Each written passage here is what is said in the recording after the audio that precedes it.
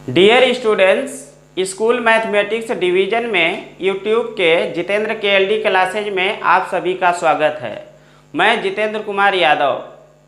Students, आज हम लोग क्लास 12th के मैथमेटिक्स गणित के फर्स्ट चैप्टर, जिसका नाम संबंध एवं फलन, अंग्रेजी में रिलेशंस एंड फंक्शन है, उसका स्टडी करेंगे यानी अध्ययन करेंगे। स्टूडेंट्स, इस चैप्टर के बेसिक को हम लोग क्लास 11th के चैप्टर फर्स्ट सेट्स यानी समुच्चय तथा chapter second relation and functions यानी संबंध और फलन में स्टडी कर चुके हैं। अब हम लोग चैप्टर रिलेशन एंड फंक्शन के कुछ स्टैंडर्ड का स्टडी करेंगे। तो स्टूडेंट्स, स्टार्ट करते हैं क्लास 12th मैथमेटिक्स गणित for CBSE, UP and other boards का ये पार्ट 1 है, जिसमें आपको चैप्टर 1 संबंध एवं फलन, अंग्रेजी में रिलेशंस एंड फंक्शंस का स्टडी करना है। तो सबसे पहले हम लोग इस चैप्टर का इंट्रोडक्शन देखेंगे। तो हिंदी मीडियम के बच्चों के लिए भूमिका, प्रस्तावना, परिचय। कक्षा 11 में संबंध एवं फलन, प्रांत, सह प्रांत तथा परिसर आदि की अवधारणाओं का विभिन्न प्रकार के वास्तविक मानीय फलनों और उनके आलेखों सहित परिचय कराया जा चुका है। इस अध्याय में हम विभिन्न प्रकार के संबंधों एवं फलनों के संयोजन, व्युत्क्रमणीय फलनों और द्विआधारी संक्रियाओं का अध्ययन करेंगे। इंग्लिश में इस बात को हम ऐसे कहेंगे, the notation of relations and functions, domain, codomain and range have been introduced in class 11th along with different types of specific real valued functions and their graphs. In this chapter we will study different types of relations and functions, composition of functions, invertible functions and binary operations। तो students, आप लोग class 11th के chapter 1 में समुच्चय, जिसका नाम sets है, और क्लास 11th के चैप्टर सेकेंड संबंध और फलन यानी अंग्रेजी में रिलेशंस एंड फंक्शंस के बारे में स्टडी कर चुके हैं। और क्लास 12th के फर्स्ट चैप्टर में भी आप संबंध एवं फलन यानी रिलेशन एंड फंक्शंस का ही स्टडी करेंगे, जिसका हम आपको इंट्रोडक्शन यहाँ करवाए हैं। ये हिंदी मीडियम के बच्चों के लिए है और ये इंग्लिश मीडियम के बच्चों के लिए है। स्टूडेंट्स, क्लास 12th के चैप्टर फर्स्ट मैथमेटिक्स में, जिसका नाम है संबंध एवं फलन, रिलेशंस एंड फंक्शंस, इसका स्टडी करने से पहले हम लोगों को सबसे पहले स्टडी करना होगा क्रमित युग्म का, जिसको अंग्रेजी में ऑर्डर्ड पेयर कहते हैं। तो स्टूडेंट्स, क्रमित युग्म क्या होता है? देखिए, एक क्रमित युग्म प्रविष्टियों जिसके घटक एक विशेष क्रम में पाए जाते हैं का एक युग्म है। यह विशेष क्रम दो घटकों के बीच अल्प विराम लगाकर छोटे कोष्टक में लिखा जाता है। अंग्रेजी में इस बात को कहेंगे, an ordered pair is a pair of entries whose components occur in a specific order. It is written by listing the two components in the specific order, separating them by comma and enclosing the pair in small bracket। तो इसे जो है ordered pair को यानी क्रमित युग्म को प्रतीकात्मक रूप में कैसे लिखते हैं? देखिए, यदि A एवं B दो समुच्चय हैं, तब उनके तत्वों के यानी घटकों के क्रमित युग्म को एक विशेष प्रकार के युग्म में निम्न प्रकार से लिख सकते हैं। स्मॉल ब्रैकेट लगाएंगे और इसके अंदर A और B को लिख करके दोनों के बीच जो है कामा लगा देंगे। Such that A belongs to A and B belongs to B। तो इसको अंग्रेजी में सिंबॉलिकली लिखेंगे, if A and B are two sets then by ordered pair of elements we must mean a pair, small bracket में A comma B, यानी ए और B को लिखकर बीच में कामा लगा देंगे, such that A belongs to A, B belongs to B in the order. पहले तरह तो हमने बताया, दूसरे तरह देखिए, क्रमित युग्म ऑर्डर्ड पेयर। एक क्रमित युग्म एक दिए गए निश्चित क्रम में दो वस्तु या तत्व या अवयव होते हैं। An ordered pair consists of two object or element in a given fix order. यदि ए और बी दो समुच्चय हों, सपोज कीजिए कि ये ए और बी दो समुच्चय हैं, तो स्मॉल ब्रैकेट में ए कामा बी ए से बी में क्रमित युग्म कहलाता है, जहां ए सेट ए का अवयव है और बी सेट बी का अवयव है। If A and B are two sets then small brackets में A comma B is called ordered pair from A to B, where A belongs to capital A and small B belongs to capital B. उदाहरण के लिए students, for examples, अगर हम दो set ले लें, एक सेट ए जिसमें एलिमेंट है 1, 2 एंड अदर सेट है बी जिसमें एलिमेंट है 3, 4, तो अगर स्मॉल ब्रैकेट में हम इसका 1 ले लें और इसका 3 ले लें, ऐसे लिख दें, where 1 belongs to set A and 3 belongs to set B, तो ये ऑर्डर पेयर है। अब इस ऑर्डर पेयर में स्टूडेंट्स ये पहला वाला जो एलिमेंट्स है, कंपोनेंट है, इसको प्रथम घटक यानी फर्स्ट कंपोनेंट कहते हैं और सेकंड वाले को द्वितीय घटक यानी सेकंड कंपोनेंट कहते हैं। तो इसका कंक्लूजन ये निकलता है स्टूडेंट्स, अगर दो सेट हों और दोनों सेट से हम एक एक अवयव ले करके स्मॉल ब्रैकेट के अंदर कामा लगाकर लिख देते हैं ऐसे, तो उसे कहते हैं क्रमित युग्म ऑर्डर्ड पेयर। तो स्टूडेंट्स, उपरोक्त बातों से ये स्पष्ट होता है कि अतः तत्वों या अवयवों का क्रमित युग्म छोटे कोष्ठकों में लिखा जाता है और एक विशेष क्रम में वर्गीकृत या समूहबद्ध किया जाता है। जैसे छोटे कोष्ठक में ए कामा बी लिखा गया है, जहाँ ए सेट ए का एक अवयव है और स्मॉल बी सेट बी का एक अवयव है। So ordered pair of elements is written in small brackets and grouped together in a particular order as small bracket के अंदर A comma B, where A belongs to set A and small B belongs to set B. Students, क्रमित युग्म यानी ordered pair से related कुछ skill information है यानी विशेष जानकारी है, जिसको हम आपको नोट में बता रहे हैं। नोट फर्स्ट है स्टूडेंट्स कि छोटे कोष्ठक में अगर ए कामा बी लिखा है और मझले कोष्ठक में ए कामा बी लिखा है, यानी स्मॉल ब्रैकेट में ए कामा बी लिखा है और कर्ली ब्रैकेट्स में ए कामा बी लिखा है, तो ये दोनों आपस में इक्वल नहीं होंगे, क्योंकि ये ऑर्डर्ड पेयर है और ये एक सेट है। ये और ये दोनों अलग अलग हैं, डिफरेंट हैं, इसलिए ordered pair is not equal to any set. चाहे उसमें दो ही एलिमेंट्स क्यों ना हो, ऐसा नहीं हो सकता है। ये दोनों बराबर नहीं हो सकते हैं, ये दोनों अलग अलग चीज़ें हैं।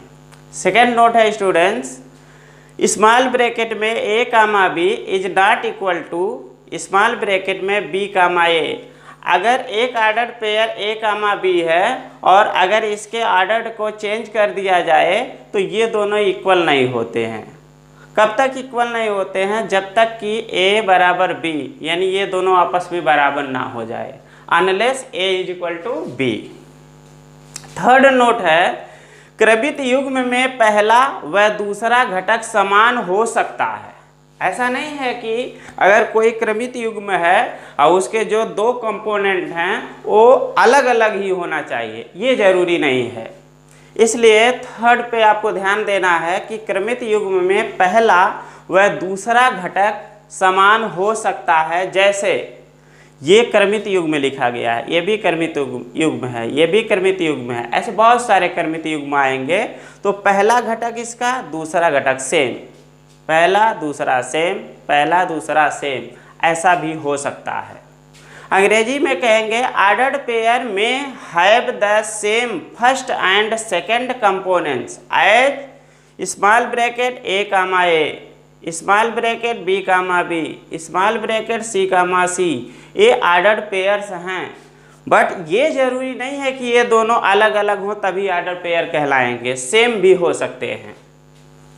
फोर्थ नोट है, दो क्रमित युग्म बराबर कहलाते हैं यदि उनका पहला तथा दूसरा घटक भी बराबर हो। जैसे ए कामा बी एक ऑर्डर्ड पेयर है और ये भी ए कामा बी है, तो इसका पहला सेम है, इसका दूसरा सेम है, तो ये आपस में इक्वल होंगे। और इसी को नंबर में हमने लिया है 1,2 एक ऑर्डर पेयर है, 1,2 एक ऑर्डर पेयर है, ये दोनों इक्वल होंगे क्योंकि इसका पहला कंपोनेंट और इसका पहला कंपोनेंट इक्वल है और इसका दूसरा कंपोनेंट इक्वल है। अंग्रेजी में इसे कहेंगे two ordered pair are said to be equal when both the first components and also second components are equal as small brackets में a comma b is equal to small brackets में a comma b। तो इसका पहला component same, दूसरा component same, तो ये equal हो सकते हैं, ऐसे ये भी इक्वल हो सकता है। ओके स्टूडेंट्स, अब इस चैप्टर में हम आगे ये पढ़ेंगे समुच्चयों का कार्तीय गुणन, यानी कार्टेशियन प्रोडक्ट्स ऑफ सेट्स। तो आप लोगों को ये अब सीखना है, नेक्स्ट टॉपिक आपका यही है, समुच्चयों का कार्तीय गुणन, कार्टेशियन प्रोडक्ट्स ऑफ सेट्स। अब ये क्या होता है स्टूडेंट्स, देखिए, यदि P और Q दो अरिक्त समुच्चय हों, अरिक्त समुच्चय मतलब खाली समुच्चय न हो, तो कार्तीय गुणन P क्रॉस Q उन सभी क्रमित युग्मों का समुच्चय है जिनको प्रथम घटक P से तथा द्वितीय घटक Q से लेकर बनाया जा सकता है। अगर दो समुच्चय हैं तो पहला घटक P से लिया जाए और दूसरा घटक Q से लिया जाए और ऑर्डर्ड पेयर बनाया जाए और उसको P क्रॉस Q के इक्वल कर्ली ब्रैकेट्स में लिखा जाए, तो वह कहलाता है समुच्चयों का कार्तीय गुणन। इसलिए यदि P और Q दो अरिक्त समुच्चय हो तो कार्तीय गुणन P क्रॉस Q उन सभी क्रमित युग्मों का समुच्चय है जिनको प्रथम घटक P से तथा द्वितीय घटक Q से लेकर बनाया जा सकता है। अर्थात P क्रॉस Q यानी कार्तीय गुणन, P और Q का कार्तीय गुणन इज इक्वल टू, मझले कोष्ठक में ऑर्डर पेयर का फॉर्म लिखेंगे, छोटे कोष्ठक में P comma Q। P set के सभी अवयव का नाम P स्मॉल p रख दिया गया है, Q सेट के सभी अवयव का कॉमन नाम Q रख दिया गया है। जहां ये प्रथम घटक सेट P का होगा और ये द्वितीय घटक सेट Q का होगा।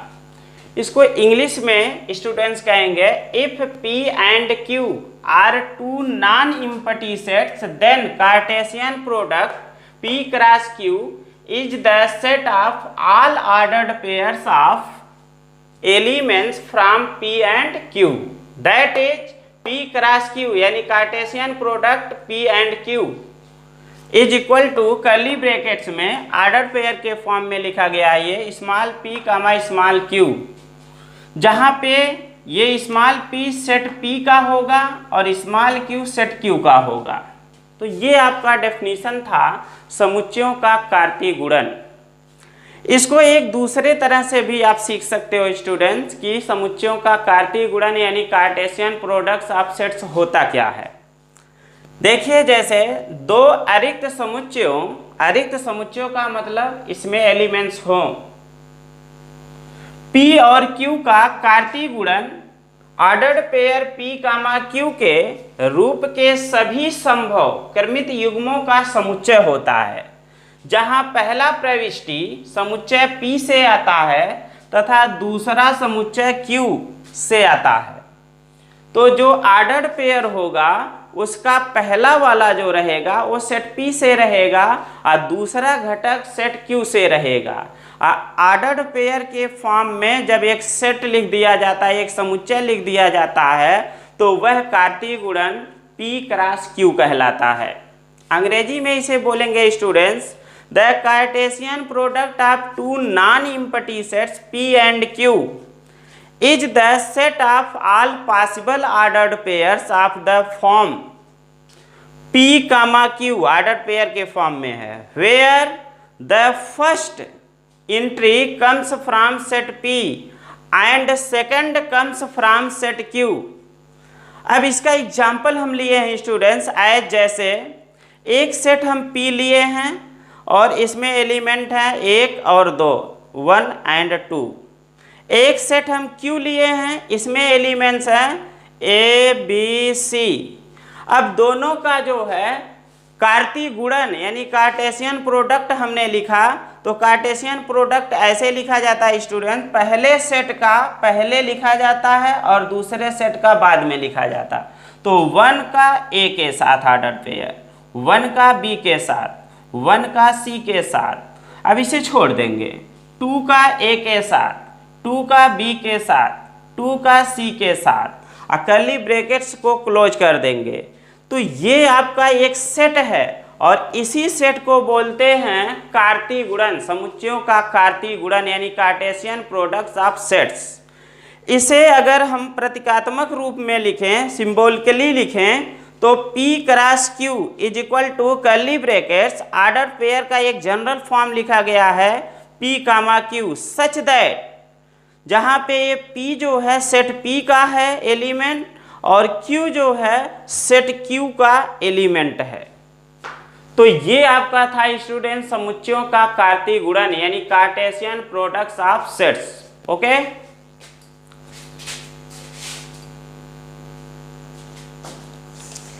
देखिए स्टूडेंट्स, अभी तक आपको हमने ये बताया कि आपका जो क्लास 12th है, फर्स्ट चैप्टर जिसका नाम है संबंध और फलन, रिलेशन एंड फंक्शंस, तो इसमें सबसे जरूरी बात जो था वो था समझना क्रमित युग्म।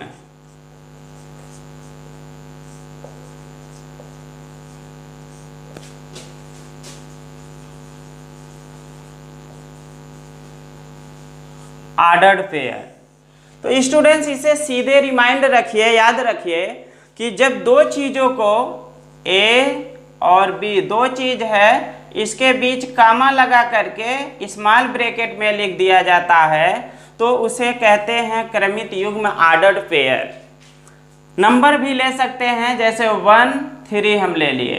अब ये दो चीज़ है, दो वस्तु है, दो कंपोनेंट है, दो एलिमेंट्स है, इसको कामा लगा के स्मॉल ब्रैकेट के अंदर लिख देते हैं, तो उसे कहते हैं क्रमित युग्म ऑर्डर्ड पेयर।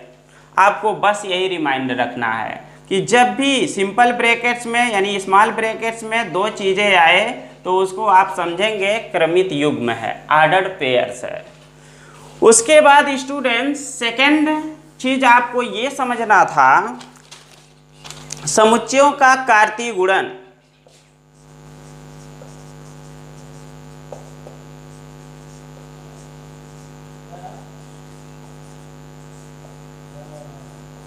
समुच्चयों का कार्तीय गुणन अंग्रेजी में कहते हैं कार्टेशियन प्रोडक्ट्स ऑफ सेट्स। तो इसे सिंपल समझिए, याद रखिए स्टूडेंट, बहुत ज़्यादा घबराने की ज़रूरत नहीं है। इसमें सपोज करिए एक सेट आपके पास P आ जाए और इसमें कोई एलिमेंट रहे 1 2 3 ऐसे रहे, और एक सेट आपका Q आ जाए, इसमें कोई और एलिमेंट रहे, सपोज करिए इसमें 5, 6, 7 आ जाए। तो स्टूडेंट्स अगर आपको समुच्चयों का कार्तीय गुणन यानी कार्टेशियन प्रोडक्ट्स ऑफ सेट्स निकालना है, तो समुच्चयों का कार्तीय गुणन यानी कार्टेशियन प्रोडक्ट्स ऑफ सेट्स को जो डिनोट किया जाता है ऐसे किया जाता है। अगर दो सेट है तो P क्रॉस Q लिखिए, और P क्रॉस Q का मतलब है समुच्चयों का, दो समुच्चयों का कार्तीय गुणन यानी Cartesian products of two sets. इसको कैसे राइट करते हैं वो देखिए स्टूडेंट्स। P सेट को लिख लीजिए, यहाँ पे क्रॉस लगा दीजिए। Q सेट को लिख लीजिए स्टूडेंट्स 5, 6, 7। और इसे फाइंड करने के लिए स्टूडेंट्स क्या करते हैं, कर्ली ब्रैकेट्स लगाते हैं। इसका फर्स्ट एलिमेंट सबके साथ ऑर्डर पेयर बनाते हैं, 1 का 5 के साथ, ये ऑर्डर पेयर बन गया। फिर 1 का 6 के साथ, फिर 1 का 7 के साथ, 2 का 5 के साथ, 2 का 6 के साथ, 2 का 7 के साथ, 3 का 5 के साथ, 3 का 6 के साथ, 3 का 7 के साथ, कर्ली ब्रैकेट्स क्लोज कर दीजिए। तो जब सेट दिए होते हैं स्टूडेंट्स और उनका आपको कार्टेशियन प्रोडक्ट निकालना होता है, तो उनको ऐसे डिनोट करते हैं और लिखने का तरीका आपका ये है। ओके स्टूडेंट्स, ऐसे आपको लिखना होगा। और इस बात को आपको क्लास 11th के चैप्टर संबंध और फलन यानी रिलेशंस एंड फंक्शंस में ऑलरेडी पहले ही स्टडी कराया जा चुका है। जिन स्टूडेंट्स को इसे डीपली समझना है वो हमारे यूट्यूब के चैनल जितेंद्र KLD क्लासेज पे जाकर के क्लास 11th के चैप्टर रिलेशन एंड फंक्शन के वीडियोज को अगर देख लेंगे तो उन्हें अच्छी तरह से ये बात समझ में आ जाएगी। हेलो स्टूडेंट्स, कार्टेशियन प्रोडक्ट जो आप पढ़े हैं, कार्तीय गुणन जो पढ़े हैं, समुच्चयों का कार्तीय गुणन, उससे रिलेटेड कुछ विशेष बातें हैं। इसके लिए इंफॉर्मेशन है, विशेष जानकारी है जिसको हम नोट में बता रहे हैं। नोट फर्स्ट, यदि P या Q में से कोई भी रिक्त समुच्चय है यानी इम्पटी सेट है, तो उनका कार्तीय गुणन भी रिक्त समुच्चय होता है। अर्थात P cross Q is equal to 5 को ऐसे भी डिनोट करते हैं। तो इसका मतलब पहला नोट ये है कि अगर दो सेट हैं, उनमें से कोई भी सेट इम्पटी सेट है, नल सेट है यानी रिक्त समुच्चय है, तो उसका कार्टेशियन प्रोडक्ट कार्तीय गुणन जो होगा वह भी एक रिक्त समुच्चय होगा, एक इम्पटी सेट होगा। इंग्लिश में इसे बोलेंगे if either P or Q is the null या empty set, then P cross Q will also be null or empty set, that is P cross Q is equal to 5R, ये खाली bracket.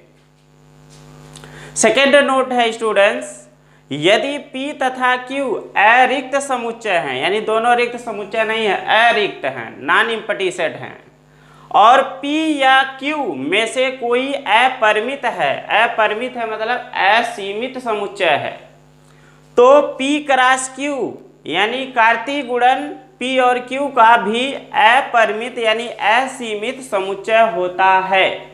अंग्रेजी में इस बात को कहेंगे if P and Q are non-empty set and either P or Q is an infinite set, then Cartesian product P and Q will also be an infinite set। Third note है students, P cross P रहे तो इसे P comma Q comma R इस ordered के रूप में लिखते हैं, where P Q and R set P के एलिमेंट्स होते हैं। यहाँ स्टूडेंट्स ये जो आपको स्मॉल ब्रैकेट में छोटे कोष्टक में P, Q, R दिख रहा है, इसको कहते हैं एक क्रमित त्रिक, यानी यह एक क्रमित त्रिक कहलाता है। इंग्लिश में इसे कहेंगे P cross P is equal to curly brackets, small brackets में P, Q, R such that P, Q, R epsilon या बिलोंग्स टू P, यानी ये तीनों अवयव जो हैं P के अवयव हैं। हियर स्मॉल ब्रैकेट में P, Q, R is called an ordered triplet. Hello students, class 12th का ये मैथमेटिक्स का फर्स्ट वीडियो था। इसका सेकंड वीडियो बहुत जल्द ही अपलोड कर दिया जाएगा। उस वीडियो में आपको हम रिलेशन से पढ़ाना शुरू करेंगे। अब तक ये रिलेशन से पहले की कुछ विशेष जानकारी था, स्किल इन्फॉर्मेशन था, जिसको जानना बहुत ज़रूरी था रिलेशन एंड फंक्शन को पढ़ने के लिए। इसलिए स्टूडेंट्स इस फर्स्ट वीडियो को अच्छी तरह से देखिएगा, समझिएगा। इसके बाद हम सेकंड वीडियो जब अपलोड करेंगे तो उसमें रिलेशन से स्टार्ट करेंगे और उसके आगे के जो टॉपिक हैं उसको उसमें पढ़ाया जाएगा। Okay, thanks.